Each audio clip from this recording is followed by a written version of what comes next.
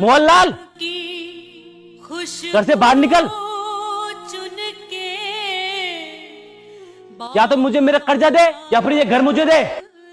मैंने तो आपसे पहले ही मना किया था, इस आदमी से पैसे उधार मत लो, ये अच्छा आदमी नहीं है। अगर समय पर पैसे नहीं चुका पाए तो रही से इज्जत भी चली जाएगी। दिन बुरे चल रहे हैं सावित्री, जो भी व्यापार शुरू किया सबने घाटा ही दिया। पिताजी के गुजरने के बाद सोचा चंगीराम से कुछ पैसे उधार लेकर एक व्यापार चालू करूं, उसमें भी घाटा चला गया। उसके बाद एक सगा छोटा भाई था, वो भी मुझे छोड़कर चला गया।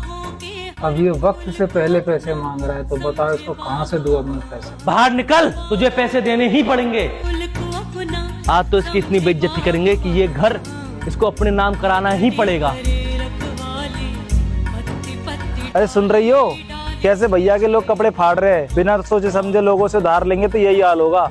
आज मैं बड़ा खुश हूँ। पूरे 1 लाख रुपए लाया था, 10 महीने हो गए, देने का नाम नहीं है। बाहर पूरा मोहल्ला खड़ा होकर हमारी हंसी उड़ा रहा होगा। हे भगवान, ये दिन दिखाने से पहले तो मुझे मौत ही दे दे तू। अरे तू बाहर आ रहा है या फिर मैं अंदर आऊँ? तू देखती जा आज क्या ड्रामा होता है। बड़े ही लाड साहब थे, मुझे थप्पड़ मारा था ना उन्होंने, तो आज उनके साथ में यही होगा। ये लो जी, बाकी सब गहनों में से यही एक अमानत बची थी, इसे चंगी राम को देकर उससे कुछ दिन की मोहलत मांग लो।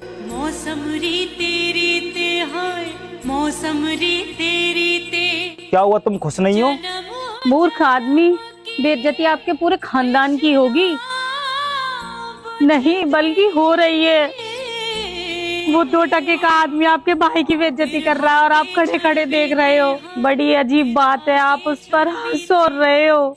फिर से सजाए जब एक भाई की बेइज्जती होती है तो दूसरे भाई की भी इज्जत पर उतनी ही आँच आती है। जेठ जी ने उस दिन आप पर इसलिए हाथ उठाया था क्योंकि आप शराब पीकर मोहल्ले में हंगामा कर रहे थे। उस दिन वो आपका आपसी मामला था, इसलिए मैंने आपसे कुछ नहीं कहा। लेकिन आज इज्जत हमारे पूरे घर की जा रही है, मैं नहीं देख सकती। नहीं सावित्री, ये तुम्हारे सुहाग की निशानी है, मैं इसे नहीं ले सकता।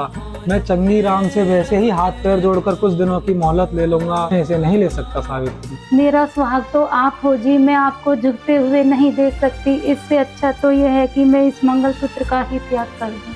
गले में काला डोरा पहन लूंगी, अच्छे दिन आएंगे तो मंगलसूत्र तो और बन जाएगा। तुम ठीक कहती हो, मुझसे बहुत बड़ी गलती हुई है, लेकिन अब तुम ही बताओ क्या करना है। करना क्या है, आप भी एक लट उठा लो, मैं भी एक लट उठा लेती हूँ, देखते हैं वो कितने बड़े सूरमा है। चलो ठीक है, अलमारी में 1 लाख रुपए पड़े हैं, उन्हें भी लेकर चलो। जिन बिरवों को हमने दिखाई राह, आज पूरे पैसे चाहिए, मूल भी और ब्याज भी। उनके मन में तनिक नहीं पर। क्यों बे, इस तरह हमारे घर में क्यों आया तू? मैं तो अपनी वसूली लेने आया था। उधारी वसूल करने का ये कौन सा तरीका है? देखे बागवान पैसे नहीं मिल रहे तो पुलिस लेकर आ, कोर्ट में जा। ये कौन सा तरीका है पैसे वसूल करने का? अरे 1 लाख रुपए के चक्कर में ये तो 15 लाख के घर पे कब्जा करने आ गया। फिक्र मत कर सावित्री, अब भाई आ गया है, सब कुछ ठीक कर देगा। चलो जी, इसका हिसाब कर देते हैं। ये तेरे 1 लाख रुपए है और बाकी का ब्याज तुझे समय होने पर ही मिलेगा। पकड़ अपने 1 लाख रुपए और निकल यहाँ से।